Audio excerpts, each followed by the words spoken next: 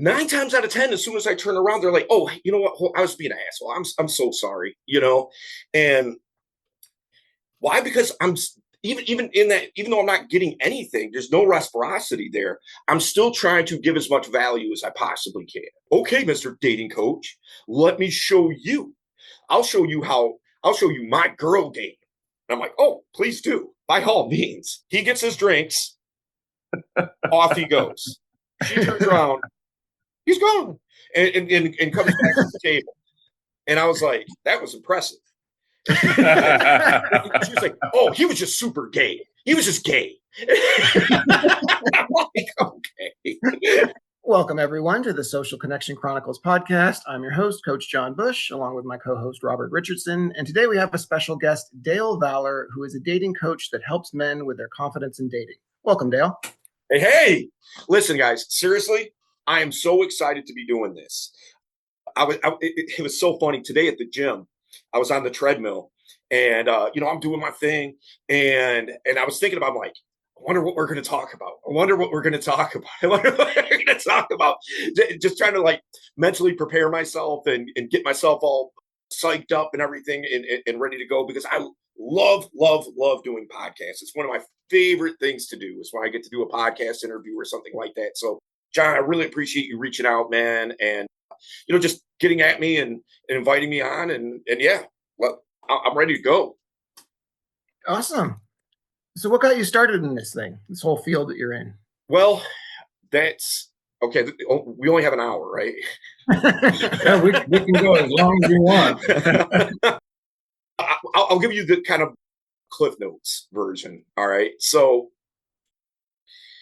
I had been studying and trying to learn communication skills with the application of it being in the dating space, just trying to improve my own prospects and improve my own life and just get better with. And it's kind of funny, a little bit of a side note here, but in being able to communicate better with women, the overall, you just tend to become a better communicator because, hey, if you can go up and talk to that super hot girl that used to intimidate you, you're going to kill a job interview. so yeah, but nonetheless, yeah. So I was, just trying to improve my own life, improve my own communication skills, just get better with dating and relationships and so forth. And so I was a group of guys that I was, what's the word I'm looking for? I got, I guess we were just a community. Let's put it that way. In the Detroit area, we had decided to go on a trip to Thailand. And on that trip to Thailand, I was a little bit older than any of the guys, a little bit older than them. So I was kind of in a little bit more educated with communication and things like that, and approaching and being able to dialogue with women. I was 10 years up on just about anybody there in that level of experience. Well, the thing is that I became kind of like the de facto big brother. And so these guys kept coming to me and asking me questions like, hey, how should I approach that girl over there? Hey, can you wing for me? And so we can go talk to this group over here. Hey, I was talking to this girl. She said this, and I didn't know what to do. What should I have said or done? And everything I was telling these guys, it was just landing. They were going out, bam, kill it, bam, kill it, bam, kill it. And so on my way back, you got a 20-hour flight. You got a lot of time to think. And so I'm on that flight. I'm thinking to myself, you know what? I think I might be able to coach this. It's just like, it just worked so well. And I've never had that level of that many guys coming at me, asking me stuff all the time. And it just seemed to just flow so smoothly. And so I was just like, I think I could coach this. I could get back to Detroit, and inside of our little community, the word had gotten out. Dale knows what he's doing. And so now all these guys are coming to me and asking me for help and advice and this and that and the third. And so I was like, okay. And then one of the other guys who was also very good and also very experienced, he asked me, he was like, hey, I'm thinking about starting my own company. Would you want to partner with me? And I was like, you know what? I think I do. And so him and I was working together for a while. And then we had a little bit of a different philosophy on business. I'll just put it that way. And so it's a very political answer of mine, but whatever. And so, so I branched out on my own. And then I was doing my own thing for a while. And then a company that's one of the biggest companies in this space, basically they were kind of a competitor of mine. And the guy that owns it approached me and was just like, hey man, why don't you just come work with me? And I was like, done deal. Let's do it. So that brings me up to today. And after writing a couple of books and doing a gang of podcasts and all this stuff, just everything kind of snowballed, boot camps, the whole bit. Okay. And it's actually pretty similar to how I started. I was on a project to perfect charisma in 2014. Okay. And I would just meet people and they'd ask me questions, what are you up to? And I'd tell them about my situation and they just started asking for advice. And then you give them advice and it turns out it works. And they ask, well, can I come out with you someday? I'm like, well, I don't see why not. I'm out here all day, every day anyway. And so you just end up start coaching people and it's more fun to coach people than it is to do it by yourself. It's like, it's actually nice to have a group. So it just ended up the business, kind of like you. Yep. Yeah. 100%. 100%.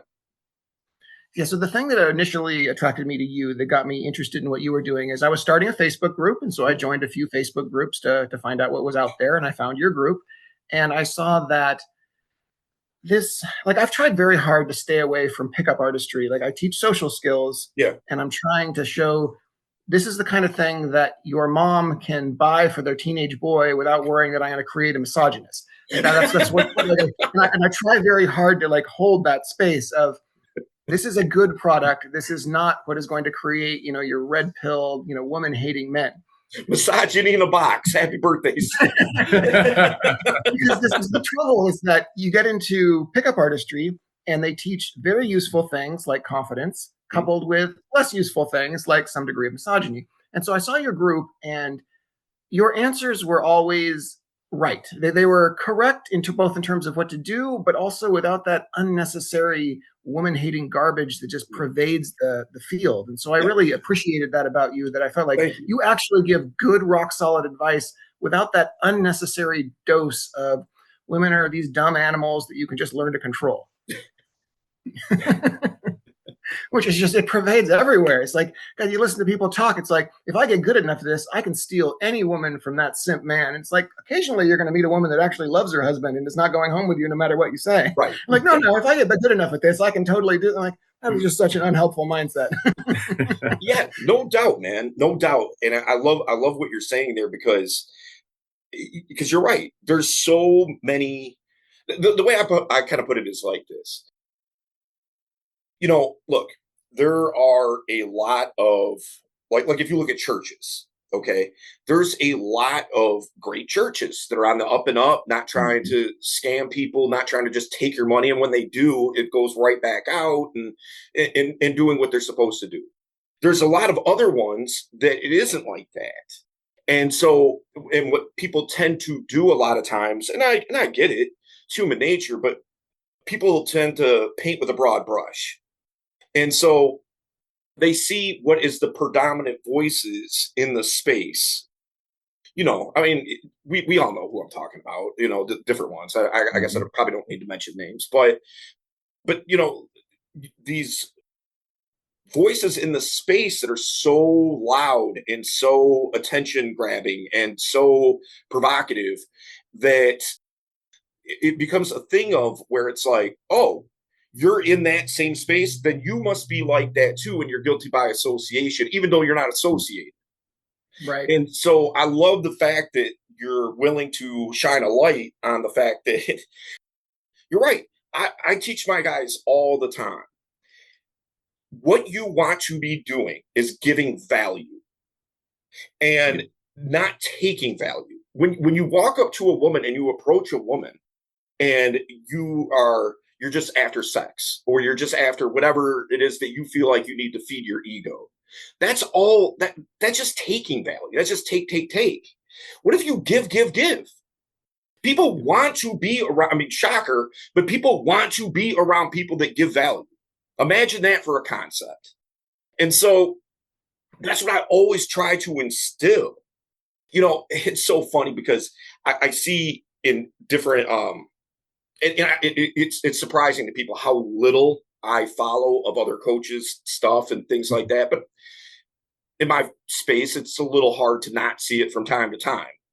And just like some of the stuff that you see, like if a girl just isn't with it and quote unquote rejects you, and it's like, oh, well, you know what you need to do is you just need to like act like she was never born in the first place and just completely just shun her like she's Amish or something, you know? And it's so ridiculous. Like I tell my guys like this: if a girl just isn't with it, my response to rejection is, you know what? I totally get it, totally understand where you're coming from, and I empathize with it. But you know what? I have a really good feeling that something really good is going to happen for you this week. And I really hope that does happen for you. But thank you. Nice meeting you. We'll see you later. 9 times out of 10, as soon as I turn around, they're like, oh, you know what? I was being an asshole. I'm so sorry, you know? And why? Because I'm even in that, even though I'm not getting anything, there's no reciprocity there. I'm still trying to give as much value as I possibly can. Mm-hmm. Yeah. Yeah, that's actually a good way to say goodbye.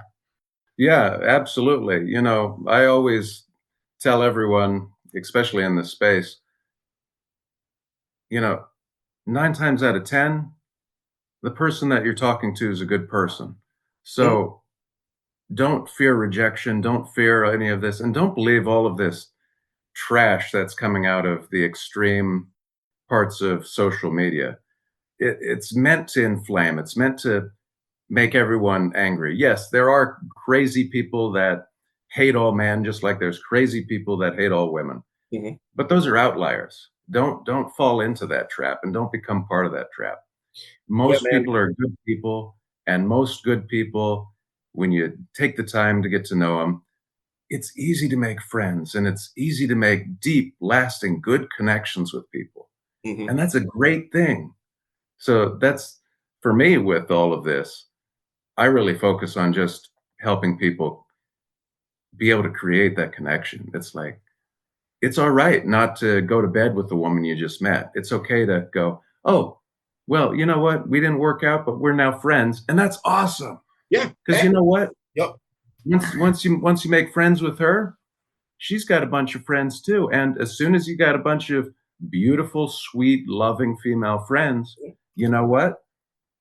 They're all wanting you to have a happy relationship as well. Yeah. Because they like you, they know you're a good person, and they're going to help hook you up and make your life better too.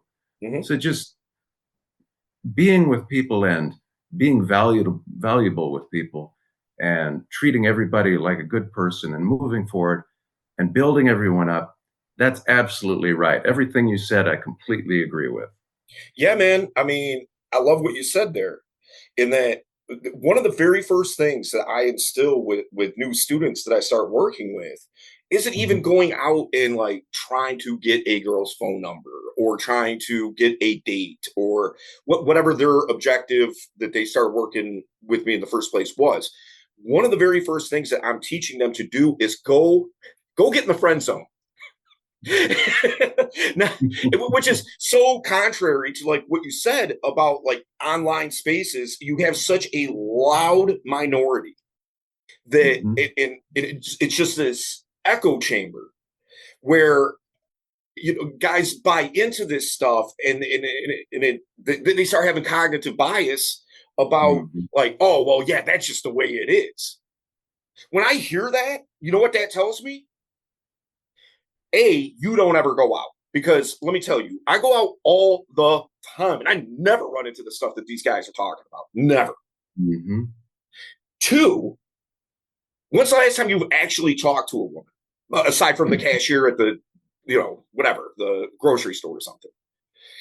Because they are not acting like the way that you are suggesting that they're acting. And the only reason that you're saying that is because you heard somebody else say it. Who heard somebody else say it? Who heard somebody else say it? So you're not speaking from experience. You're speaking from like fifth hand made up experience, most likely. And so, and you're just going to let that cognitive bias and this thing that you bought into dictate how quality of a life that you're going to have, because I would argue your life is going to have more quality and more texture and just be a more fulfilled and fun life with having women in your life. Go figure that might be a good thing. And so yeah, man, I mean, yes, absolutely. I think that guys should be making friends with women. It doesn't mean that, you have to be ace boon coon and just like, you know, inseparable, connected at the hip or something. It doesn't have to be that. But guess what that demonstrates? If I have friends that are women, what does that demonstrate? It demonstrates, oh, I don't know, I'm probably not a creepy weirdo. Because if I was, they wouldn't be here. And two, I know how to relate, talk to, and have women in my life without it being a big drama fest or something like that. And so these are all attractive qualities. These are all things that women look for. It's to how does this guy treat other women? How does this guy correspond and interact with the women in his life? How does he treat his sisters, his mother, whoever, his female, if he has any, his female friends? How does he interact with it? Because if he's treating them like trash, well, he's probably going to treat you like trash too. So swipe left. so so yeah, I'm with you 100%. One of the best descriptions I ever had of it is if you see a guy in a booth, like at a restaurant or something like that, and he's like sharpening his knife, you think, I don't know what this guy is. He could be a weirdo. He could be a creep. He could be a murderer. You see that same guy with the same behavior with 3 beautiful girls in the booth with him. You're like, oh, he's probably a chef. Just Context. Instantly, all the bad stuff just goes away immediately because there are other women who are around him that don't seem to be afraid of him. So he must be fine. Yeah. Yeah. Context is everything, right? So if he's got those women in that booth with him and he, I don't know. Why does he have a knife? What's he doing with the knife? Like, yeah, there's no reason for it. It's just the point of like, that is the power. The power of having women around you that are not treating you like you're a freaky weirdo immediately makes the other women go, oh, okay, whatever my initial assumption might have been must be wrong because those women wouldn't be there if you were actually the kind of creep that I was expecting. And that's the thing that men miss. Like, they'll say, when a woman says, I just want to be friends, and they'll say, I have enough friends. Like, clearly you don't have enough friends, because if you did, you would have plenty of female friends and they would have hooked you up with their equally beautiful friends by now. So the fact that you're single tells me you obviously don't have enough friends. And that plays to social value. Being a man who's capable of having a lot of female friends and male friends for that matter, but a lot of female friends in particular, increases your social value among other females and males. So it's an imperative socially. Yeah. Everyone should have as many friends as possible, and because it's good to have good friends and be able to call up people and go, hey, let's have a potluck and play cards on Thursday and have 10 people show up. That's just a good thing. We're social animals. I don't understand when this became a weird paradigm. I'm going to blame it on COVID. But I guess any theory is relevant. Before that, because the other way of looking at it is, I really want this girl, but this girl doesn't want me. She just wants to be friends. You could be upset about that and leave, or you could recognize that most people hang out with people of roughly the same level. So you can sleep with her, or you can sleep with her 10 friends. Which one is that are equally hot as her? Which one would be better? Even if you're entirely selfish and you don't care about doing the right thing, it is still the right thing in your own selfish interest to befriend this beautiful woman, and not because you're a creepy orbiter who's just waiting for her to have a bad day 10 years from now so you can sneak into her pants. Like, just genuinely befriend her. It will pay off so much better than focusing entirely on getting laid by this one person that has already said she doesn't want you. Yeah. 100%. And to your point, like, whether it's with women or with men, okay, if we'll just say hypothetically, you're at a club, okay, maybe it's like Vegas or something like that, and at this club, over in the VIP or the whatever, where they're getting table service and whatnot, is this artist or performer, whatever, that you've always been a fan of, that you would love to meet, or maybe it's somebody that you think might be able to be a client or whatever, right? You want to meet this person though. And they're Mhm. high status, apparently, because they're sitting over there getting table service and surrounded by people and all this. Now, if you just walk up over there and like, hey, how you doing? I'm your biggest fan ever, right? You'd just be like, cool, thanks, man. Off you go. But if you walk up there, you got a girl on each arm, right? Now that guy is probably going to listen to you, maybe even invite you to be a part of his group, just on the strength of that, because there's so much pre-selection that is Mhm. signaled, and just seeing the fact that you have women in your life. Yeah. So yeah. Well, even taking on that point and taking it one step further, if you go and you start having conversations with everyone in the club and everyone is happy that you dropped by, you leave them to last, they will notice, oh, who's that guy who seems to know everyone and is talking to everyone? And that then makes you the highest status person in the room, even more than the person you initially were going to go after. Bro, you're speaking my language, man. I coach that all the time because I get guys who are like, well, I don't want to go out by myself. And it's like, all right, man, I guess. But here's the thing. Nobody, because they're caught up on what they think the perception is. That like, Mhm. oh, I'm sitting at the bar, lonely me, all by myself with my beer, whatever, just looking around. And but the thing is that if you go and you just start talking to group to group to group to group, the Mhm. perception now is that you know everybody, when in reality you don't know anybody. And so you are now you're Mr. Congeniality. You're the Mhm. captain of the Yep. football team. You're Mr. Popular. Man, this guy knows everybody. And then you can even take it a step further and start introducing people from these individual groups. You just talk to group A, and a guy in group A likes to go scuba diving. And then Mhm. over here in group D, this guy owns a boat or Mhm. whatever. And so, like, oh, did you meet my friend John? He's like one of the world's best scuba divers. I don't know how they calculate that, but whatever.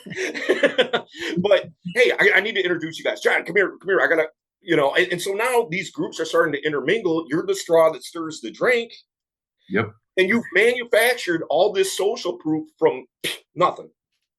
Well, and to add to Yeah. that, what is perfect about what you're describing is, let's just say you're bad at it. Like, you're obviously pretty social, you're pretty good at this, but let's just say this is your customer, your client Yeah, that's all going to go in there by himself, and he sucks and he's awkward and he's weird, but he's going to do his best. He's like, okay, I'm going to walk up to these people and I'm going to talk to them. And it goes terribly. He is the biggest loser in the place. They don't like him at all. It's loud in there. There's tons of other groups. All that matters is that he walks away from that looking like it was fine. So he can use your line, it was great meeting you. I think something really great is yep, going to happen for you. And then you turn with a big smile on your face, like everything went perfectly, and you talk to the next group, and the next group has no idea what happened there. They just saw you talking to them. So you can bounce from group to group, sucking the entire time. And yep. by the time you get to the 10th group, they won't know that you just bombed 9 times in a row. They'll just know that you know everybody in the room, and they're going to like you because you're building that same social proof, even though you're awful at it. Right. They're in their mind, they got it built up like the villagers are coming with pitchforks and torches, and like I've heard it all. We're like, well, I don't want a girl to like throw a drink in my face. Do you know how many Why times not? It's a free drink. That's what I was thinking. Yeah, free like, drinks. bro, I have been out thousands of times probably, and I have yet to see that happen ever. Oh, well, it's 2025. You can't go talk to a girl. You'll go straight to jail. Like, okay, all right, I know who you've been listening to, and then we're back in the echo chamber again because I've not seen that happen either. Because if that Well, was they the talk case, about I'd be buried under the prison. Like they'd have thrown away the key a million years ago. So well, they talk about, well, what if she films me, embarrasses me online? I'm like, just make sure that you're behaving in such, just assume that you're always being watched. You are in public, after all. It's a good idea to assume you're being seen by people. Behave in such a way that you look good in that encounter. The encounter where she films you and tries to make you look bad, and she just comes across as this weird person who's trying to make you look bad while you're being polite and nice, if anything, that's going to increase your credit. you're gonna go viral, and all these women are gonna be like, he was such a nice guy. I wish I'd get somebody like that talking to me. It would help you out. What you're afraid of is actually a great PR boost. Yeah, and it's such an irrational fear too. Stuff like that. Just to put it in perspective, last week I put out a video on my YouTube channel that got 25 million views. All right, that's a pretty big number. 25 million. Do you know how many people that I know personally that it was like, hey, I saw your video? Zero. Yeah. So even if she did do that, and even if she edited it in such a way that just made you look just ridiculous, odds are I mean, we all watch these videos and things like that. Like, I've probably watched 10 videos today. I couldn't tell you what shirt any of them was wearing. No one's going to remember that. So, like, come on. Yeah. Yeah, no, I was a minor celebrity when I was in Japan, right? Do you think anybody back home knew? No. Nobody knew. Are you serious about that, by the way? Yeah, no, I was a host in Shibuya. Oh, okay. All right. Because I was a professional host in one of the biggest clubs in Shibuya. Okay. All right. That's dope, man. That's super. Yeah. It's kind of like one of those things, like a band or something. Oh, we're big in Germany. I'm big in Antarctica. Yeah, right. My girlfriend lives in Canada. You don't know her. Well, that's a better line for you because you're up in Ohio, right? And you're down in San Diego. That doesn't work so well. My girlfriend's in Canada. Well, my girlfriend lives in Tijuana. You wouldn't know her. There you go. Yeah. That's plausible, though. Fair enough. Yeah, no, but seriously, yeah, no, like I'd get stopped in the streets of Tokyo with people recognizing me.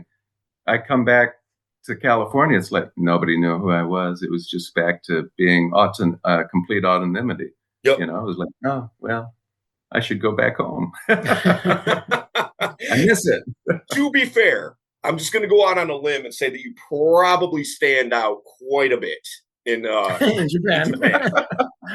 So, a little bit. Yeah. So, as we're talking about all these different things,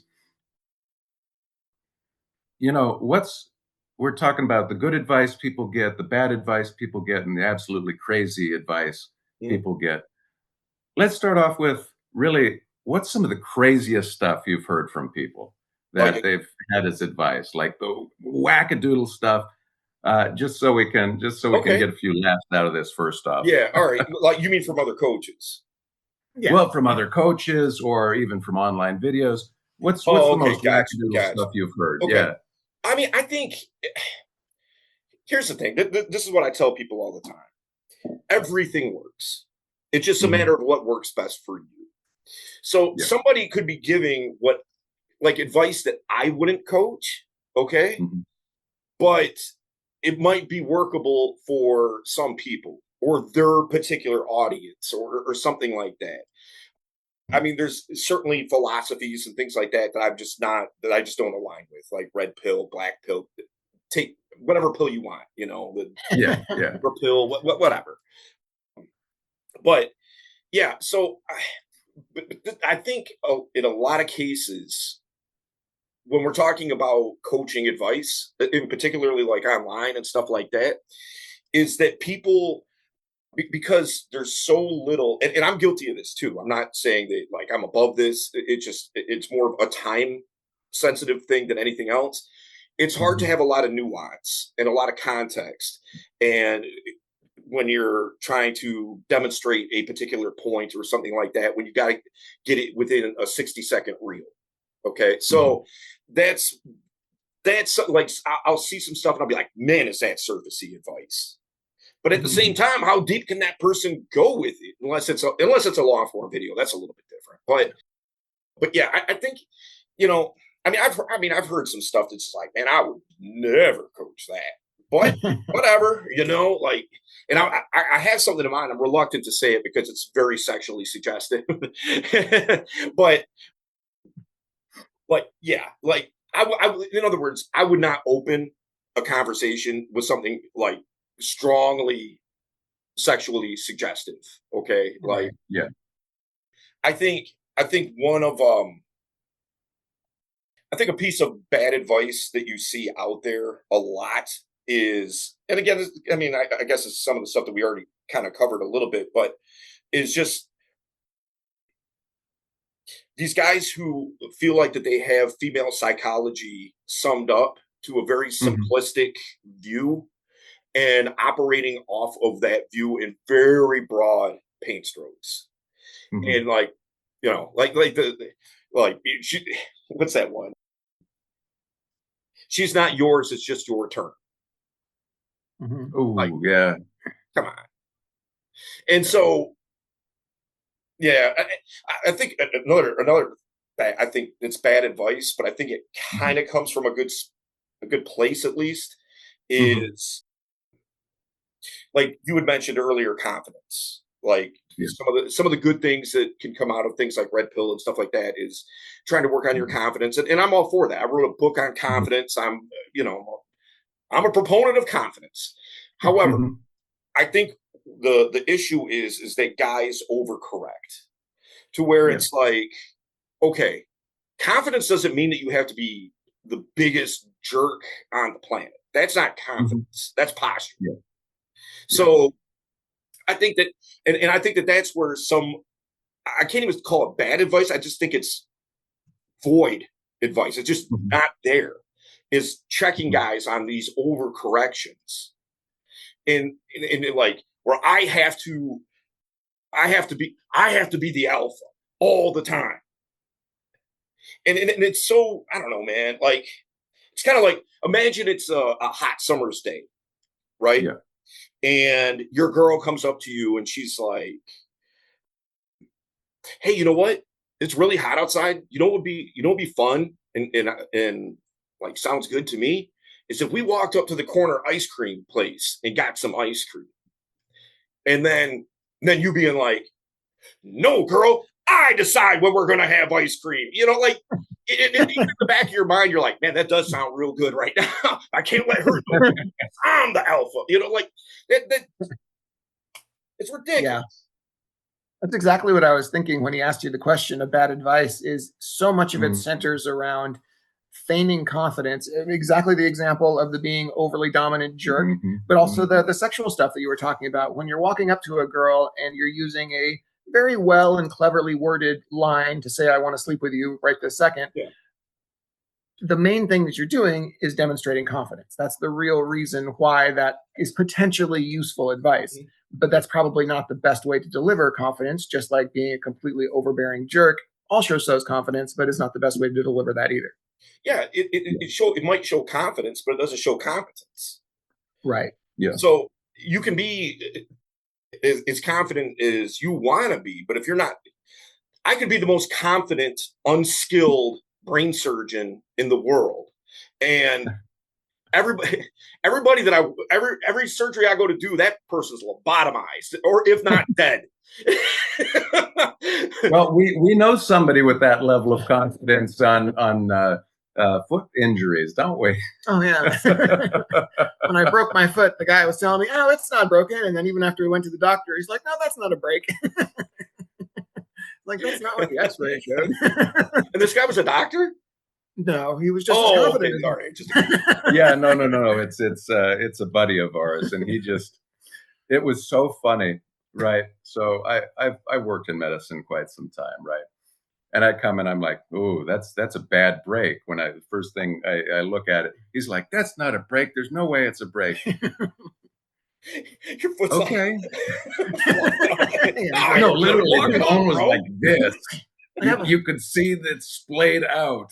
like I have a bump on the side of my right foot that didn't exist before and doesn't exist on my left foot. I'm pretty sure that's not supposed to be there. So Oh, but he was so sure of it. It was the funniest thing. And like JB said, even after the X-ray, oh, it's not broken. We've got a picture of it. Oh, God bless him. He's a really good guy, but it was just the funniest thing. that's actually a good example of the kind of confidence that we're talking about, Yeah, where people Yeah. will walk about when it comes to talking to women, for example, where they'll walk around with this horribly misguided belief system that they're certain is right. and kind of works for them. I mean, the main thing that I think pickup artistry taught us when it first came out, whatever it was, late 90s or something like that, is you had a bunch of super nerds studying people who are good with women, and they came to the conclusion, women want confident jerks, so I'm going to be this confident, cocky jerk. Mm-hmm. And what they didn't realize was that the jerk part was optional and actually not even desirable. Mm-hmm. It's just, it is so much better to be confident than it is to be weak, that they will take a confident jerk over this kind of weak, spineless, disgusting, nice guy. Yeah. And so that was really the lesson to be learned. Not that you need to be a jerk, but that's how powerful confidence is. Right. Absolutely. Yeah, absolutely. Absolutely. And sometimes people get convoluted, I think, the idea of being a jerk versus being playful. Right. So like there's things that I will say inside of a conversation with a woman that is very playful. I'm busting chops essentially, but it's in fun. It's not designed to like hurt somebody's feelings or make them question their life choices or whatever. It's just like, look, like you were just kind of like poking fun a little bit at homeboy that was like, oh, that ain't a break, right? And that's playful. That's fun. That's things you do with your friends. So I'm treating you as if you are in my friend group already. We're getting past all the, kind of get to know you. What do you do for fun? What do you do for work? Where did you grow up? We're past all that. I'm treating you like we've already known each other for a long time. And so and sometimes people take that playfulness and like I'll post a video online or something, and people will comment and say things like, "Oh, you shouldn't say things like that to a girl," and it's like, bro, like I didn't like call her out her name or not, like it just like all I said was like, I don't know. I mean, it could be anything. Like, oh, that was a terrible high five. That was super weak. Come on, girl, you can do better than that. Like whatever. Like just playful fun, not anything. It's not malicious or anything like that. Yeah.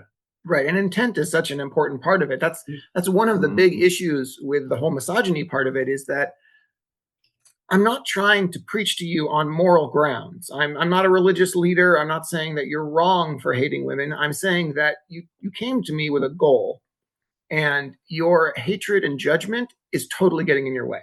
You are not a good enough actor to hide how much women disgust you, and they see it, and that's the reason why they don't like you. So I'm trying to get you to not look at them with such an awful way of looking at them, because it's really getting in your way of success here. And this isn't a moral argument. I'm not here to champion women's rights. I'm telling you that your hatred of them is killing your ability to attract them. Yeah. So if I can possibly convince you that you might have been misguided and that it's not necessary to look at them in the way that you are, you will have much, much better success. Yeah, no doubt. Some of the questions I get online are just like, yo, come on, brother. Like, really? But one guy in particular that comes to mind had hit me up and with very, very strong views on his dislike of women. Okay, but like very, very, very strong. And I kind of walked him back a little bit, but it was almost kind of like a thing of like, I don't know, like trying to stretch a rubber band or something. Like I would pull him off the edge, and then all of a sudden something would happen, and off he goes, right back to where he was at, with lightning speed. And so one of the things that he would bring up to me very often was like, well, what about serial killers? And, serial killers, they have female fans, and they get married, and that's why I should treat women like a jerk, because that's what they like. And, my response to that is like, okay, cool. So be it. I'm not going to deny that, because they do. Okay. But the thing is, it's like, okay, cool. So that's the type of women that you want in your life, the ones that would like marry a serial killer? Is that what we're aiming for here? Well, no, that's not the time. I'm like, okay, then. Let's talk about what you want to have in the way that you're acting and how that's repelling them, the ones you actually would want. That was what was so problematic with the initial pickup artistry push, is they mastered the way to get young, unconfident club girls to be attracted to you. I'm going to put you down so that you are coming to me for my approval. Mm-hmm. So you're looking for these psychologically damaged women that would not make good long-term partners. That's not what anyone's looking for on their list of, the person that I really want. So it was just like you're specializing in one particular type of psychologically damaged woman in one particular area that always has rocky relationships. That's like what you're trying to specialize in. And if that is truly what you want, so be it. There's advice out there that will work for you. But for the vast majority of guys, that really isn't what they're looking for. You're not looking for crazy fights with deeply psychologically damaged people that are constantly looking for attention from every man that's around them. Sign Once me you get up. them, they're still looking. What did you say? I said, sign me up. No, I mean, that's exactly like both my stepbrothers are doing life without, right? And they're both married. It's like, you don't want that kind of woman.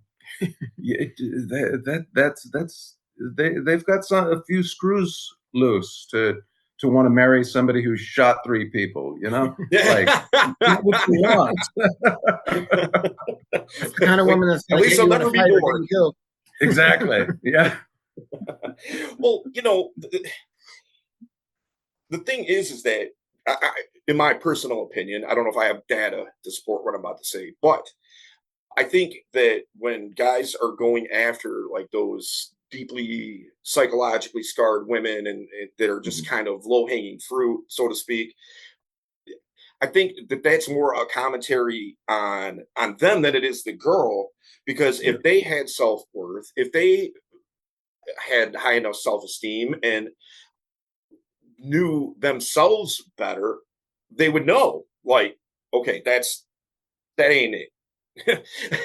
I need to get this figured out. Like, one of the things I like to coach my guys on is, most people, myself included, when I got into this space, it was so as that I could be better with women. But what I really figured out rather quickly, and I think for the most part, I think most guys do figure this out quite fast, is it's not about being better with women. It's about being better with yourself, because your insecurities will be pointed out to you very quick. It will not take long for you to know what you're insecure about. If you go approach 50 girls and then come back and tell me your results, you will know what what your insecurities are. And if you don't know, it will be pointed out to you. So, and now like, these are things that I need to fix about myself. These are things I need to work on. Whether that's, maybe your posture isn't good. Guys gloss over that. They want the lines, right? What do I say? What do I say? What do I say? Well, look, I could give, I don't know, Marlon Brando's script from The Godfather. I could give that to somebody who's never acted before in their life. The script doesn't change. The script's dope. The script is what it is. But the presentation and performance of that script is going to be vastly different. So guys gloss over things like posture, body language, being animated, vocal tonality, projecting your voice, eye contact, breaking the touch barrier, not in a creepy way, not like, hey, how you doing? My name's Dale. But I don't know. I like that. But breaking the touch barrier, because that makes people, that generally, unless they have some type of issue with it, but that generally makes people feel comfortable with you, right? And so until these things are resolved, and like I said, if you go out and approach 50 women, you'll know what your insecurities are. 9 times out of 10, it's those types of things. Either that, or you approach them like at a very inopportune time, or you just did it super wonky and super weird, or something like that. But 9 times out of 10, it's things like I said, body language, posture, tonality, the way you carry yourself, and all this. Yeah. Yeah, absolutely. Absolutely. That's very true. So I guess the next thing that we really wanted to discuss, why do you think we're having this loneliness epidemic, especially with young men? What are the main Mhm. issues causing this? Is it that men ourselves are not going out and engaging anymore? Is it a loss of social clubs? Is it the demonization of men in general that we've seen in the last 20 years? What in your opinion is That's a great the question, man. yeah? Uh, What's the reason Thank you for for it? asking me that. Usually I don't get those types of questions. Usually I get, what should I say when I go talk to a girl? So I love Well, you questions. already said it. I'm Dale. Yeah, yeah. How you doing, Hong Kong? We've got our starting line now. We're good. Jesus Cristo, Maria, Madre de Dios. Man, I think it's everything. I think it's a thing of death by a thousand cuts. I think I think the pandemic didn't do anybody any favors socially. Mhm. You have now look, let's for just a little bit of context. So I think the older you skew, like I don't know how old you guys are, I could guess, but I probably wouldn't be too far off. But you guys aren't like Gen Z, you know what I mean? Right. So but I think the older you are, I think the less that loneliness problem speaks to that individual. Okay, like look, I go out all the time for coaching purposes and to do boot camps. Like I'll be in Vegas next month. I'll actually be in San Diego. When is it? February 27th. I'll actually be We're in San. gonna have to go out and have a beer. Yeah, no doubt, no doubt. I was in San Diego about 6 months ago. Okay, and you see these things on, I don't know, online on social media, like, oh, people don't go to clubs anymore. People don't go out like that anymore. Mhm. I don't know. I had to wait in line, so Yeah. there were people there. Okay, I don't see any lack of people. Not, statistically, maybe if it's 10% less, but it doesn't seem like a noticeable amount to me. It might be a Mhm. noticeable amount to the bar in like their profits and so forth, but yeah, man. I mean, I think that for the most part, that the loneliness epidemic thing, I think we're talking about millennials and younger. Okay, Mhm. and so I think it's a combination of factors. Like I said, I don't think the pandemic did anybody any favors. I think that a lot of guys were raised to not objectify women, and for good reason. I'm not saying to objectify women, but again, an overcorrection to where it's like I have to be Mr. Nice Guy. I have to be Mr. Softy, and I have to go on ahead, girl, get up on that pedestal, and all this. And so I think that that's part of it, which in turn they're not they're not getting female attention for them. Mhm. Just like girls walking up and approaching them and talking to them, and Mhm. so they think that women aren't into them, and so they're not doing the same. Yeah. And because they didn't have, there's so many families that are, split parent homes and things like that. I feel like a lot of men weren't raised with a father figure the Mhm. way that they should have been. Probably, I Mhm. think it's I think a lot of isolation with social media. I think that's a huge, huge, huge problem with people like interpreting social media as real life when it's not. Mhm. And then there again, we go back to the echo chambers of red pill and black pill and whatever pill that you want to take. And so they buy into these false narratives that just simply aren't true for the most part. I just think that this is so many factors. But I also think that there's not enough. I don't think there's not enough output from, and I don't even know who this would come from, but I don't think that there's enough initiative to say to younger guys, like, look, ultimately, this is kind of up to you. Yes, Yeah. you have these things that are, well, kind of didn't go your way in life potentially.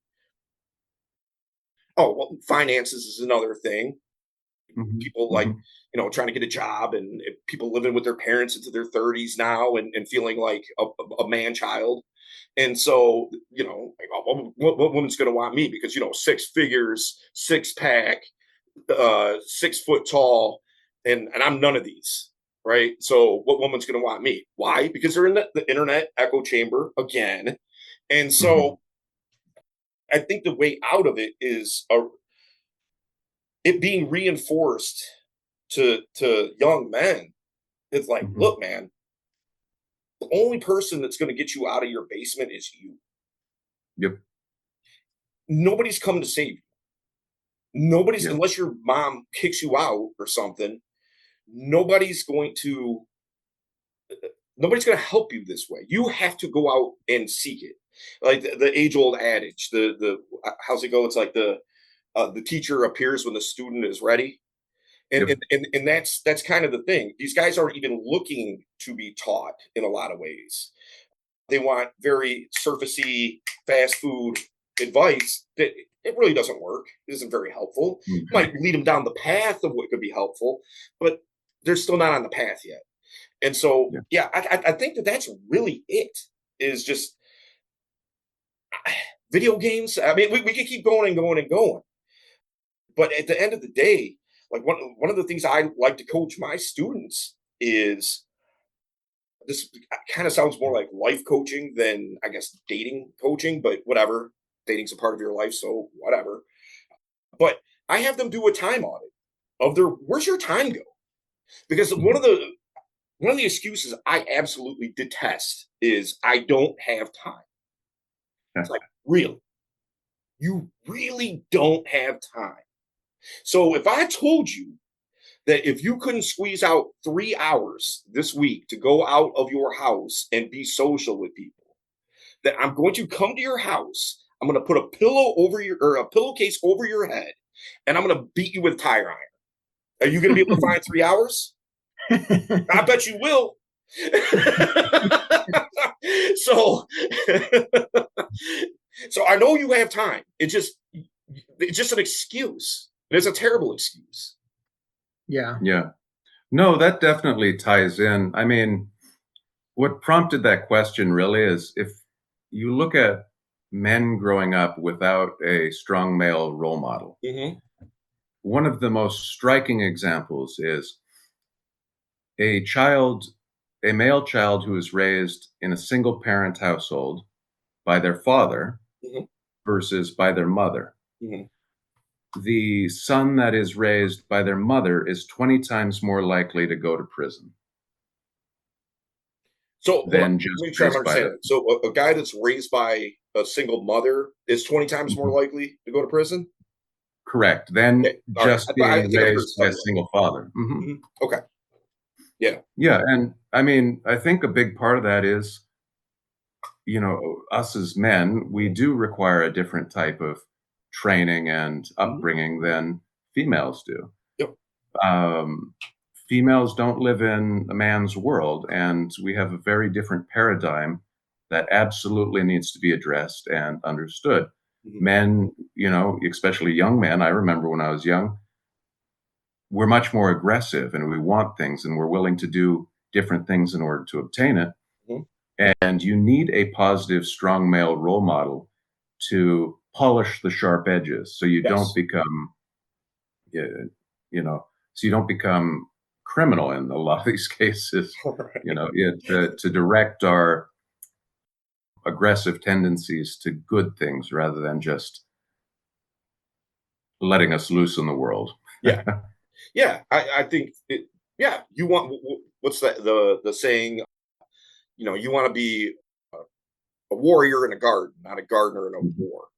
And so I think with the proper training from and it doesn't by the way like it doesn't have to necessarily be the child's biological father but some type of Mhm. figure in that child's life Yes. that is going to reinforce these concepts and these things like yeah push just don't push too hard right like where that sweet spot is another thing too is that I think is a huge benefactor to the whole loneliness epidemic and all this Mhm. is testosterone levels. Mhm. One of the things I have my students do is get their testosterone levels checked. And Yep. the reason being, because I had low T, and I'm on TRT, right? The Mhm. testosterone replacement therapy thing, and so, and I just did. But here's the thing: as I was this was years ago, but I don't know if I doubt much has changed. But the thing Mhm. is that,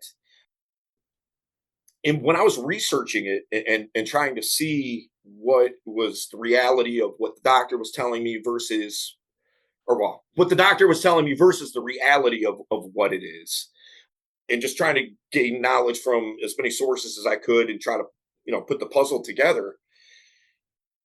What I kind of found out was, and this is to me an alarming statistic, that the average,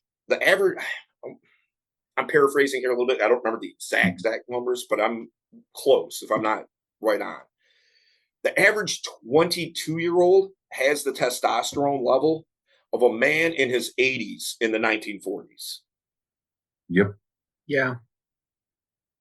Yo, I know. Look, I took. I'll keep it a buck. I took my testosterone shot today, and I feel amazing. And so now, if I feel like garbage and I'm having brain fog and I Mhm. feel lethargic and I just whatever I'm moping around and like, oh, woe is me, I'm Eeyore and all this, then yeah, good luck. Good luck going in and attract. What girl wants to be with that guy? Yeah, Yeah. absolutely. So And I think that's a huge, and nobody talks about that, or at least that I see, is that's part of the true. the Mhm. loneliness epidemic. Yeah, I hadn't heard that particular response. Most of the things you brought up are things I've heard before. I mean, I bring up the social media thing all the time. Yeah. You think you have 1,000 friends because you talk to 1,000 people that are called your friends on social media, but in the real world, you have zero friends because you never see another human being and nobody touches you, and so of course you feel lonely and sad because Yeah. your hormones know that you're alone. And yeah, the way you talked about men being afraid to approach people because we've overcorrected for feminism and that kind of thing. And yeah, you'll hear the thing that I've heard so commonly lately that I'd never heard in my past is women should approach us. Like, why don't women approach us? It's like, well, because you live on Earth, because the sky is blue, and that's just not the way Why reality is works. water wet? Exactly. Like, I understand you'd like women to approach you, but here in the real world, Right. that's not the way things work. Yes, exactly. And so, in part, and this because I get that question a lot, and one of my responses to that is you have to realize that for most women, part of the attraction is the fact that you approached. So a big puzzle piece of her attractiveness or you being attractive to her is now off the table, been eliminated. And Mhm. so why would she approach you? She's not attractive. You took away one of the biggest parts of what would make you attractive to Yeah, I've gotten some amazing responses at bars before, walking up and talking Mhm. to women. And when they've verified that I'm not drunk and haven't been drinking, they're so impressed that I talked to them. Like, that was it. The bar was that low. The fact that I walked up to them without fear and just had a normal human conversation without being a drunk was just like something that they couldn't wrap their head around. I'm like, wow. All right, No, no, don't pick on us Irish. quick story. So one time I'm out with a girl that I was dating and her friend. Okay. And now this is the first time I had met this friend. And we're standing around. We're at like one of those high top table type of things. Mhm. We're not sitting there. We're standing there, but got the table there. And we're chit chatting and whatnot. And it comes out what I do for a living. And that comes out to a girl, oh, buckle up because it's always a party. So so she's like, "Oh, so you're telling me that you help guys go around and just talk to women?" And I'm like, "Yes, that's what I'm telling you." And she's like, "Okay, Mr. Dating Coach, let me show you. I'll show you my girl game." And I'm like, "Oh, please do, by all means." And so I'm like, do you want me to pick somebody out? You see a guy that you're going to go approach? And she's like, yeah, that guy's really cute. I'm going to go approach him. I'm like, okay, cool. So this guy's standing at the bar, right? He's waiting on his beer or his drink or whatever. And she walks over there, right? So here's the guy sitting at the bar or standing at the bar. She walks over there. Now there's about a good 5-6 feet in between them. Okay. She's just standing there. And she turns this way a little bit. He gets his drinks. Off he goes. She turns around. He's gone. And comes back to the table. And I was like, that was impressive. She was like, oh, he was just super gay. He was just gay. I'm like, okay. But in her mind, that's her approach. Right. That's incredible. That's what men need to understand. Accurate. Right. Men need to hear that because they don't understand that, like, that woman that just walked up to the bar and completely ignored you other than a moment of eye contact that you missed. Well, not eye contact, her looking at you and then you missed and then purposefully turned away. That was her hitting on you. Exactly. Like, wait, that was her. Okay, how does that distinguish from a woman who absolutely hates me? Oh, it's identical, except she wouldn't look at you as long. The micro expression on her face when she looked at you, that's the difference between, God, that guy's disgusting, and, oh, I really like him. And they wonder how we miss these sins. They're so obvious, though. Well, I was just reading yesterday. I read a lot of psychology stuff and things like that. And I was just reading about it. I can't remember what the actual term for it is, but there's a psychological term for that we like people in general overestimate how people are observing them. So like, I think that I'm being straight up and forward with you. You're taking it as I'm being passive. And so in my mind, I'm like, why are they not getting it? Like, I'm being as blunt as I possibly can be. Well, in reality, you're not. And so I think that that's what's going on in a lot of cases. Like, oh, if I stand by him, then he's going to know that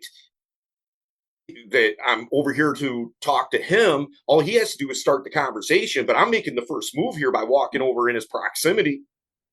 That guy probably didn't even know she was there. He was just waiting on his beer or whatever and walked back to his table. I mean, he probably didn't even pick up that she even walked over there. Right. You know? Yeah. Yeah, man. And with the loneliness thing too. I think a huge part of it as well is I know with what you do and what you coach, you have to know what I'm talking about. It drives me up a wall where everybody's like, "Oh, I'm an introvert."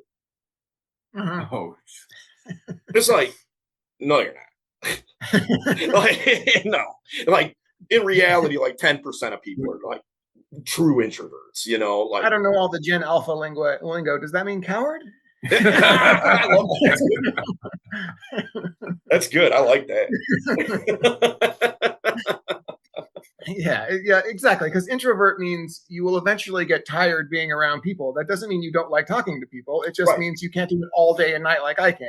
Right. Yeah, my grandfather, he was a true introvert, but he was an elegant speaker. He could talk to anyone, and he made everyone laugh when he did. That's completely different than what these guys are talking about. Right, exactly. It's like, we'll just say that the three of us, we all go to the gym together, okay? And we each get on a treadmill. And Rob, you run 3 miles.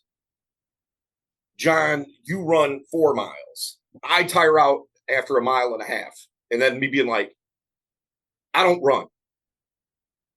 Well, no, you just ran 1.5 miles, Dale. No, I didn't. You know what I mean? Like, it's just, I got tired faster. That's all. Doesn't mean I don't like running or I don't like working out or anything like that. You might be in better shape than me. Well, not with your foot, but still. But I hop pretty far. Yeah, exactly.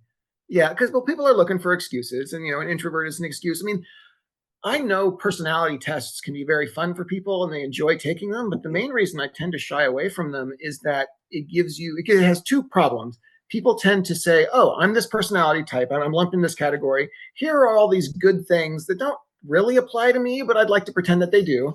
And then the worst part, and here's all the bad things that I'm now allowed to get away with because it's my personality. And like, that is not what a personality test is for. If anything, it's to highlight these are your areas of weakness that you need to work on strongest to make them better, not that you just get this blank check to be as bad as you want in those areas because it's just who I am. Yeah, I'm INTJ or whatever. So therefore, Right. I don't have to leave my house. So yeah, dude, I've told my students I work with and things like that, like, look, putting a label on things like that, all that's doing is cementing in your mind what you think that you're capable of and what you think you're not. You are literally establishing cognitive bias when you do that. And so one of the things that I do is I basically have them do their own personality test, as to where it's not a defining, like, you are this, right?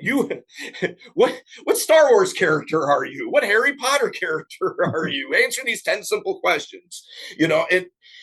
Instead of that, well, and by the way, I mean, that's basically what you're suggesting is like, oh, I'm Darth Vader. Oh, well, guess what? Everyone that I know is in trouble now because I'm Darth Vader. So, but I have them figure out what I call is an intrinsic values exercise. And what that does is it helps them understand themselves to the point of, okay, these are the things, this is the value that I bring to the table. Right. So if I'm going to, like, as we started this whole conversation off with, if I'm going to give value, I ought to know what value I have to give. If I have $20 in my pocket and I don't and that's all I have, and I give you $20, I gave you value, but I'm left with nothing. Right. Now, if I give you $1, okay, we're both good. You know what I mean? But yeah. If I don't know what value I really actually have, how can I give it away? I don't even know. I can't even define it. If I'm going to put my house up for sale, would it not behoove me to, I don't know, maybe check the comps and see what my house approximately is probably worth, so I know what to price it at that makes sense, so I don't way overprice it or way underprice it? And so I have them go through this exercise so is that they know exactly what it is that they bring to the table, so they can accentuate those things and communicate those things. Now the girl knows who she's dealing with, instead of the same old. What do you like to do for fun? What do you do for work? What do you So yeah, and I think that's part of the loneliness epidemic too. Guys don't think that they have any self-worth. When they do, they just don't know it. They don't know what it is. And then even if they did, well, that is an extension of that. They probably don't know how to communicate it. And so that's something that needs to be worked on too. But nonetheless, at least that's a starting place. One of my favorite. This is one of my favorite expressions that I like to use. It's in my book, Inner Game. Is a man that knows who he is and knows what he wants is a dangerous man. Unfortunately, most men don't know either. Yep. And it's true. Yeah. Here's another one that I like. Most men like to think that they can fight and pick up women, and most men can't do either of those either. Also true, yeah. And that's a big part of the stuff that we're doing here. JB, he focuses a lot more on the social aspect. I focus a lot more on the building community aspect and building up the people within the community, teaching them that they do have self-worth and value and building on that. It's amazing. You take a 20-year-old kid these days, you teach him how to change a tire. man, you've never seen a kid that happy before. You think they'd won the lottery. Mm-hmm. And it's just something simple like that. Because I don't know where we went wrong, but we've stopped teaching young men how to be men. Yeah, I It's just, I would agree, I don't know. and a lot of these guys feel like there's younger guys anyway Mhm, feel as though there's like no real place for them in the world. That there's no mhm, real space that speaks to their issues or their needs, or when you look at different statistics like suicides and homelessness mhm. and workplace deaths and all this. I mean, it's vastly met, like Yeah. 90% plus in all of those things. And so, like, and I'm not, and by the way, I hate when something gets pointed out on one side and people think that that means that the other side of it, that's null and void, or you're against this because you're for this. Mhm. It's ridiculous. But like, you see so many things like Women's Mental Health Day or month or whatever, and that's fine, great. I don't know, I like women in my life to be sane, so okay, I'm That all would for be helpful. it. But not your brothers though, your stepbrothers, your brothers. But they're like, oh, hating Women's Mental Health Month.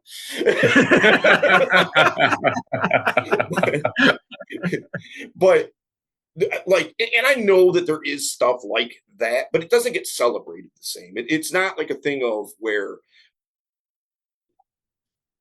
it's I don't want to say demonized, but it's like marginalized in the sense Mhm. of, it's like, yeah, well, like, just whatever, tough it out, or man up, or whatever the case is. And I do think there's some validity in those statements too, by the way. But there are definitely people who need help with stuff.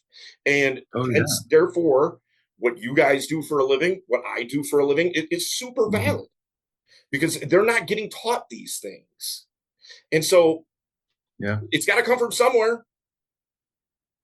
Right. That's one of the biggest issues we have, exactly, is this assuming it's a zero-sum game where every time you try to help men, you must be taking it out of the pool of helping women.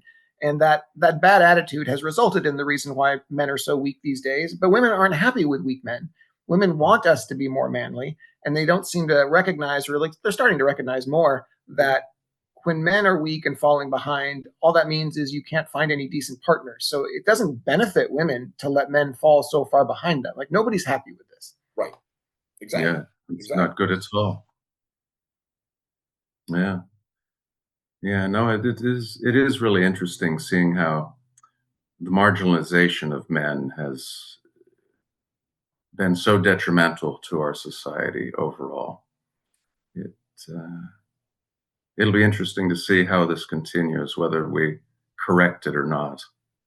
I think, and I don't want to go down the conspiracy theory rabbit hole really, because I'm on your guys' podcast. I don't want people to think I'm insane.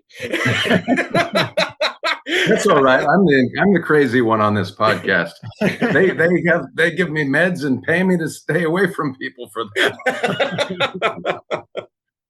But I think if some of these issues don't get resolved in a, like I said, look, smarter people than me are going to have to come up with these answers. But if it doesn't get resolved in some type of way, or at least start being seriously addressed, I think I think we're going to have some serious problems down the line, in the sense of like, I could look. We already have, and I don't care, what anybody's like political leanings are, or whatever, but you already have organizations like Antifa and different ones like that, that already can kind of organize and cause a lot of harm, you know.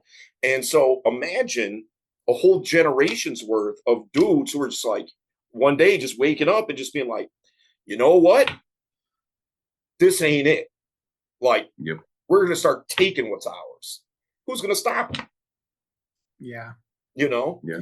And so now I'm not trying to be doomsday guy or something like that, but I think that I think history kind of proves these things over and over and over and over again, and I don't see as to why now would be any different. Yeah, for whatever reason, us in the West, Western cultures, we're not teaching young men to build and create anymore. And because of that, a lot of the pent up energy becomes anger and destructive forces. Hmm. And it does not behoove our societies at all to continue down this road. We don't need them to have this destructive desire. We need them to want to build and create and do all Hmm. these wonderful things. That's how we got here as a civilization in the first place. Yeah, Not by destroying things, but by continuing to build them. right. Yeah, look, I mean, men are good at two things: building Mhm. things and destroying things. Yep. Really, Yeah. I mean, we can we can build civilization or we could bomb Hiroshima, Nagasaki. You know what I mean? Like, it, we could do both. And Yeah. so, if young men aren't given an outlet to be able to express these things, like you said, in a building type of way, in a constructive type of uh, mindset and that's what I'm looking for here. Uh, I don't know, but you get what I'm saying. Like, Yeah. as long Yeah. as they can construct things in a positive way, that takes the destructive force out of the mix. And so, uh, I don't know, man. It's just I can just see so many ways that this could go crazy real fast if certain things don't change. Yeah. No, no, we're already starting to see the edges start to fray, and Mhm. it's very concerning. I mean, look, you're told a lot of times as a guy, like different your nature is wrong. Like, oh, you can't be it's bad for you to be sexual in any type of way. It's Mhm. and, like, let's call it what it is. I mean, of course, like there's obvious things that are crazy wrong if you push too far with it. But but even having that inside of you, that somehow that you're flawed or that's wrong to even have that built within you, that Mhm. just there was another one I was going to point out too, but anger. Like, Mhm. oh, I want a guy who expresses his emotions. Do you really? Because anger is an emotion. Yeah. You know, Yeah. and as long as it's not if it's not channeled in a positive way, Mhm. we go back to that destructive force again, Yep. right? So because everybody, I assure you, there's probably not a person on the planet, if I walked up and slapped them right upside the head, that they're not going to be instantaneously mad. Unless they're like some type of like monk somewhere in Cheyenne or something like that. But outside of those guys, yeah, like it's human nature. Of course, you're going to be mad. Yep. Right. That's an appropriate response. Yeah, absolutely. Okay, one that I think is really important that I've seen a lot. Why do men fall into this nice guy trap? Them thinking that just being super sweet and giving everything and all that is what women want, and more importantly, that should be rewarded. That's women should fall into and go, oh yeah, they should fall in love with me because I took her out and bought her dinner and I bought her flowers and all this stuff. Mhm. Why do they think that that's the Well, proper je ne sais quoi? so I don't know if you guys have ever seen the book No More Mr. Nice Guy. Are you guys Mhm. familiar with that book? All right, so Yeah. Robert Glover, who wrote that book, I know him. I'm not trying to be name drop guy, but it's a super relevant and a super good dude, by the way. And I would, if you guys think it makes sense, I would reach out and try to get him on your podcast. Okay. Super good dude, Yeah. super Yeah, good. he'd be very useful. And Absolutely. anyway, he breaks it down so well in that book as to kind of how we got here to that. And in a lot of cases, it's kind of what we already talked about with the loneliness epidemic. What you're doing is you're taking and I don't think this is intentional. I don't think anybody sat up and, like the Illuminati sat up like, ha ha, let's unfurl this plan. I don't think that was it. I think it's just the way things just kind of happened. And a lot of a lot of what would be masculine traits, I think kind of got weeded out for the most part, just due to, hey, we went from building log cabins to sitting in office buildings. We went from, playing, being very physical, playing sports and things like this Mhm. to playing video games. We went right. So there's so many factors that just kind of, and again, the testosterone thing I think is very, Mhm. very relevant here as well. But then on top of that, what you have is is just about everybody does. You consume some type of media, right? Whether it's TV shows, movies, not social media so much in this regard, I don't think, but just your, I guess, classic traditional media and so forth. And then on top of that, you have again a lot of guys that are raised by single mothers and things like that who are like, oh, Mhm. your dad was a jerk and your stepdad was a jerk and the guy that I dated after him is a jerk. Don't be a jerk, Mhm. and so that gets driven home. And if you know anything about psychology in your formative years, that's going to stick Mhm. with you unless you Yeah. beat it out of yourself pretty much. And so yeah, I think that's how we kind of got there, but then it got, I think, a bigger light cast on it just from Hollywood, from TV shows and music Mhm. and things like this. And by the way, 95% of these things are written by men. Yeah. So it's not even a woman's vantage point. It's Mhm. rom coms and things like that. It's not even their perspective. It's a guy writing, kind of writing as a woman, uh, Mhm. what he thinks the perspective that would, correlate. And Mhm. like, yeah, women do like guys who are kind, guys Mhm. who are good, guys who are just and fair and nice. Okay, they Mhm. do like Yep. that. But the thing is that once you expect that, you expect something in return, Mhm. then at that point, is that really nice? That's not No. giving value. That's you establishing a like one of the things that Robert Glover writes about in No More Mr. Nice Guy is covert contracts. That's me Yep. holding you to a deal that we didn't make, but I'm still going to hold you to the standard as if you did Yep. Yeah. and be upset with you if you don't. Absolutely. You didn't even know there's a contract in place, let alone agree to one or not. Right. So, so how nice Absolutely. is that? It's not. You're looking for something to be quid pro quo, Yeah. and I think, Yep. I think guys fall into that because, again, growing up in school and stuff like that, yes, young girls are going to resonate with Disney movies and think, Mhm. Little Mermaid, whatever, Beauty and the Beast, and so forth. Yeah, they're going to resonate with these things, and they're like, oh, okay. So as 10-year-old me, I'm seeing all the 10-year-old girls in my class, like, oh my gosh, Eric from My Little Mermaid is, oh my goodness, he's such a prince. Well, I need to be like that then, and it just gets Right. ingrained. Yeah.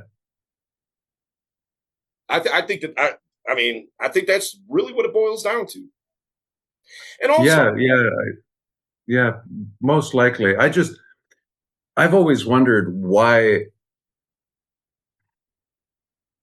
why the quid pro quo became so common in it, where with the, and like you said, with the covert contracts, where did men start thinking that if I do A, then B and C must also be true? That's always been my disconnect, Mhm. because growing up for me, I grew up homeless. My mother was a meth addict. Mhm. I knew that no matter what I did, I wasn't getting B and C. It didn't matter. So, I mean, maybe that's just because of my upbringing that I never had that, or I don't know. Let me put on my therapist hat right quick. All right. Looks just like your regular hat.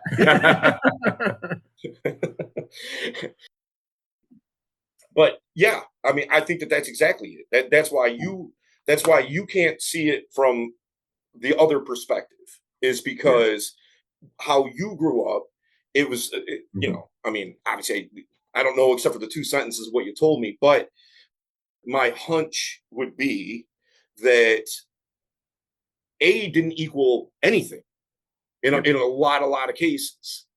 And Yep. so it might B and C, if you did get it, might be worse than A to begin with. And so, Yeah. and so, yeah, you don't expect good things to happen when you do A. Okay. Now, these guys, I think because they see, again, demonstration from movies and, just whatever, uh, what ends up happening is that they see A and B and C come to pass because of what they've seen their whole entire life, and so that's the expectation. But that's like also saying if I become a cop that my career is going to look like Lethal Weapon or something. Like it's not. I'm going to be writing traffic tickets. That's what I'm going to be doing. Yeah. Yeah, So, for the you most know, part. yeah. But it's just one of those things of formative where and that, and by the way, those are the types of guys who at a certain point, they hit a breaking point and they're like, oh, you know what? This red pill stuff starting to sound pretty good to me. I'm tired of Yep. getting kicked around. Yeah. Yep. And it's not like, it's like, bro, you got kicked around because you kind of brought it on yourself, you know, Mhm. not to excuse any poor behavior from anybody, but hey, look, if I leave my car running in the middle of the projects and I come back to it being gone, I'm going to be as mad at me as anybody, as anybody else that actually stole the car. I should have Right. known Yeah, yeah, exactly. And I mean, you can only change your own actions. You can't change anyone that. else's. Right. So, you know, live and learn. Change your own actions and keep on going, man. Yeah. Yeah. No doubt. Can I address something real quick before Yeah. Yeah. wrap everything up? Okay. So one of the things that I like to really lay out and demonstrate for people like the guys that I work with and things like that the way that most guys kind of operate and why it doesn't have to be you. Okay. So this is generally what happens to most guys. And I can almost say with 100% certainty, as I start explaining this, like two or three people that you guys both know is going to start popping up here like, oh, okay, yeah, that's okay. That's John, or well, not you, but that's the whatever, Bill, that's Larry. You know what I mean? And so what happens for most guys is this: most guys live in a complete and utter world of scarcity, right? Loneliness epidemic, nice guy stuff, Mhm. everything that we talked about, more or less. And so what happens is, we'll just say Larry. Okay, Larry goes to a barbecue, family function, and his siblings are there and their friends are there. Okay, and so you have siblings and then friends of those siblings as an extension. Now, one of his siblings' friends kind of likes Larry. All right, kind of has a little bit of a crush on him. Now, it gets back to Larry that this girl that's a friend of his sister's has a crush on him. So it's very easy for him. Hey, let me text her right quick, because the fear of rejection is so low because he pretty much knows it's in the bag. And so he reaches out to her. They start dating. All right. they didn't like each other enough, you know, and they continue dating and whatnot. And then 6 months goes by, and it's like, oh, why are we both paying rent? Rent is through the roof. Why don't we just move in together? So Larry and this girl move in together. A few more months go by. She's knocked up. Okay. Oh, well, we need to do the right thing. So they end up getting married. All right. So we're 2 years in. They're now married. They have a kid, maybe two at this point. Another couple of years go by. Bills start stacking up. Larry got laid off, whatever, this, that, and the third. And then stress mounts, pressure's on, somebody cheats or something like that, or whatever. It doesn't even have to be that, but they end up getting divorced. Okay. Now, Larry, he's got child support. He's in a world of hurt. Okay. All because he was living in a life of scarcity. Instead of going out and being selective about who he was going to share his time with, share his interactions with, eventually get to know, befriend, date, at his choosing, as opposed to the low hanging fruit that kind of came to him, kind of fell in his lap, so to speak, he would be in a much different situation. If he knew who he was, if he knew what he wanted, was able to go out there and get it, as opposed to best case scenario, he ends up married to some woman that, right? And so what I'm driving at here is this, for your guy, your audience and everything. One is don't be Larry. Don't live in that world of scarcity. You don't have to. The choice really boils down to, am I going to live in scarcity or am I going to live in abundance? And it sounds overly simplistic, and maybe it is to a certain degree, but in that simplicity is a lot of learning and a lot of growing and a lot of work. But at the end of the day, anything worth having is going to take work. So I don't know. It makes sense to me that you would that you would pick abundance over scarcity. But that's just me. Absolutely. And another thing too is I have 2 books, Inner Game, and that's basically dealing with confidence, self-esteem, self-discipline, several other things as well. And then also Unlocking Unstoppable Confidence, which is like a 30-day, every day you have like a little mission you got to do, and it kind of breaks it down and all that kind of thing. So anybody in your audience that wants it, all they got to do is hit me up. I'll send it to them for free. Okay. Rock and roll, rock and roll. So how do they hit you up then? How do we find you? Smoke signals. Okay. That's the most official way. Yeah. No, look, I assure you, if you Google Dale Valor, like I'm not hard to find. I'm really not. So Google my name. I'm on every social media platform. I monitor all that stuff. Instagram would be a good way, I guess. But again, just Google me and it will become abundantly clear as to how to get a hold of me. Rock and roll, rock and roll. Well, it's been great having you on. Hopefully in the future we can have you as a guest again. Absolutely. Yeah, no doubt. Yeah. Anytime. I had a great time with you guys. Rock and roll, rock and roll. Well, hopefully we can make this a regular thing. All right. That's what's up. That's what's up. Again, I really, really appreciate you reaching out to me, John, and giving me an opportunity to join you guys and have a really fun topical conversation. And so kudos to you. Yeah. Excellent, excellent. And I did mean that. When you're out here in February, we're going to go down to my favorite brewery and have some good chocolate porter. Fair enough. Fair enough. There's the Irish in you. Yeah. Okay. Exactly. Exactly. Gotta have a wee bit. Yeah. Thanks for joining us. This was great. No problem. Bye, everybody.